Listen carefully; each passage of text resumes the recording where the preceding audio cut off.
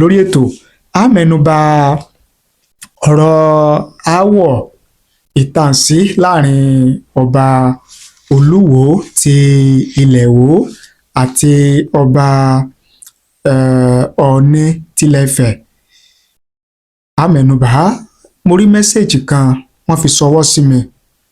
Ẹnìyẹn ní gẹ́gẹ́ bí ìwòye àti èrò tòun lórí ohun tó fa aáwọ̀ ìtànsí láàrin kábíyèsí Ọọ̀ni tilẹ̀ Ifẹ̀ àti Olúwo tilẹ̀ Ìwó.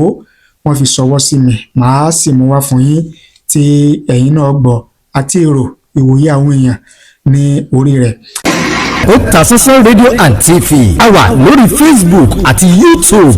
Ẹ wá jẹ́ kí n mú ohun tí mo ní ẹnìkan fi ṣọwọ́ sí mi gẹ́gẹ́ bí ìwòye àti èrò tiẹ̀, àkíyèsí tiẹ̀ tí ó ní ó fa aáwọ̀ láàrin ọba Olúwo àti Ọọ̀ni tilẹ̀ Ifẹ̀. Ẹ jẹ́ kí n mú wá fún yín kí a jọ gbọ́. Ó ní Oluwo of Iwo, the Ọba Abdulrasheed Adewale Akanbi is upset because despite lobbying some traditional rulers in Osun and Lagos, including Kábíyèsí Elegushi and Oniru, Ooni of Ife refused to announce him as the consensus candidate for Secretary of the Southwest Traditional Rulers Council.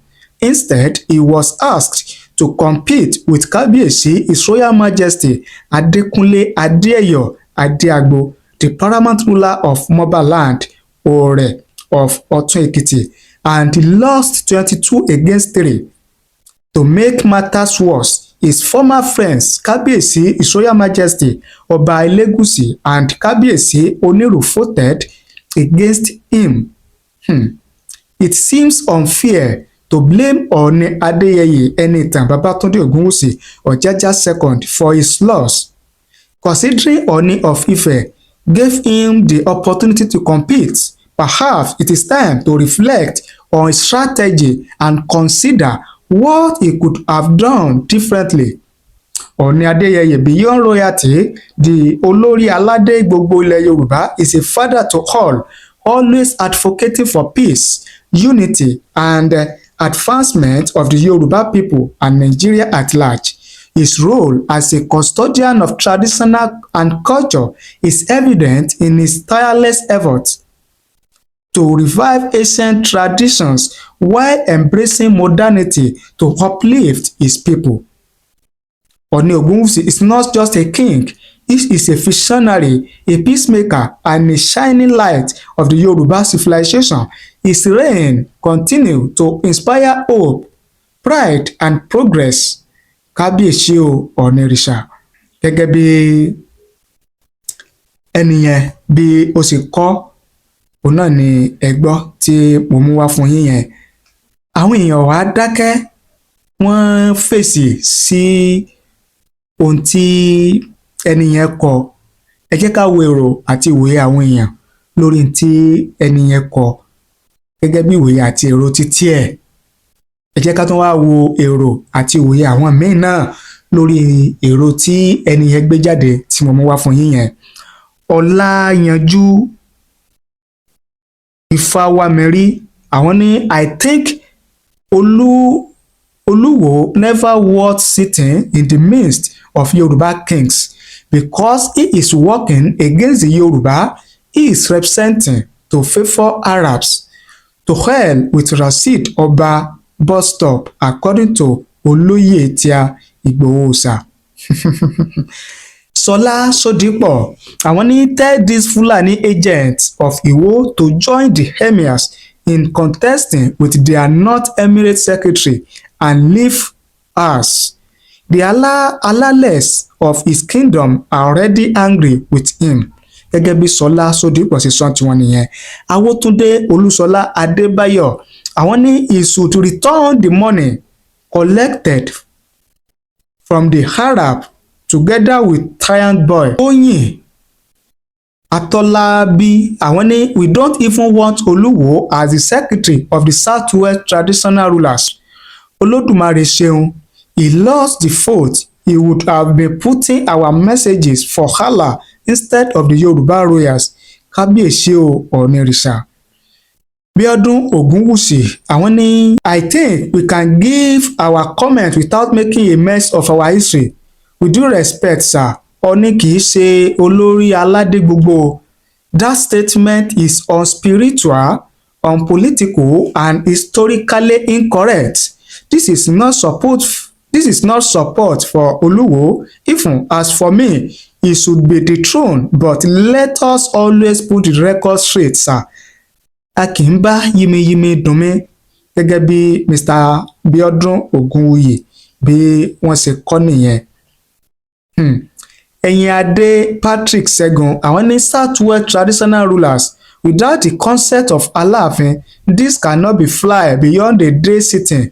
Aláàfin and Ooni must work together and order Ọba in a closed door meeting to bring unity and peace. This is not about supremacy, my brother. Sunday Olúfẹ́mi Ebenezer àwọn ní please make I ask, do we have council of Southwest traditional rulers in the first place?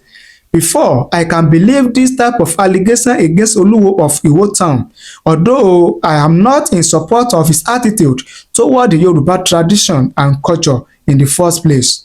By the way, who is the secretary of this so-called Southwest Council of Traditional Rulers, and who are the traditional rulers that makes up of such councils, and who also inaugurate such council of the Southwest Traditional Rulers? Did Awujale of Ijebu land a members? Olubadan of Ibadan land a members before the late Aláàfin of Ọ̀yọ́ joined his ancestors in the Aláàfin of Ọ̀yọ́ a member. Likewise, Oluwo of Iwo a member. The Oseleegba Òkè Ọ̀nà a member. The Olowo of Owo Abeokuta a member. The Okere of Saki and Aseyin of Iseyin a member. Is Eleko of Eko or Oba of Lagos a member, and some prominent Kabiyesi as well, which I did not mention. Are they member of Southwest Council of Traditional Rulers?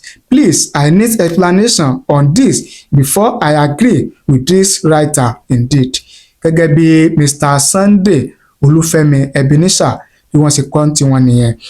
Kẹ́hìndé Joseph àwọn ní I don't know who does he think he is. Your authority as king or Oluwo does not go beyond Iwo town. There are other kings who has higher crowns that can even approve installation of other kings. Àwọn ọba tó ní iyè adé tí wọ́n lè fún yàn ládé, Olúwo ò ní iyè adé àbí? So what is the fuss all about?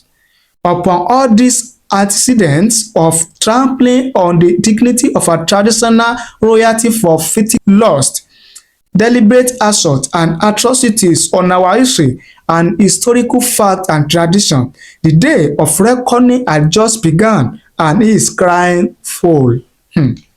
Gẹ́gẹ́ bí Kẹ́hìndé Joseph bí wọ́n ṣe sọ tiwọn nìyẹn. Oríṣiríṣi àwọn èèyàn òun náà ni wọ́n ti ń fi èrò àti òye tiwọn ni wọ́n ti fi ṣọwọ́ sí wa tí ẹ ti rí ẹ ti gbọ́ tí a mú wá fún yín yẹn. Ẹ̀yin gẹ́gẹ́ bí ẹnìkan, kí ni ẹ̀yin lérò? Kí ni ìwòye tiyín? Kí ni èrò tiyín lórí ohun tí ẹni yẹn kọ wípé ohun tí ó fa áwọ̀ láàrin ọba Olúwo ti ìlú Ìwó àti Ọọ̀ni tilẹ̀ Ifẹ̀ ó ní wípé Olúwo ó fìfẹ́ hàn láti di akọ̀wé ìgbìmọ̀ lọ́balọ́ba ní ẹkùn ìwọ̀ oòrùn wa ń bí báyìí.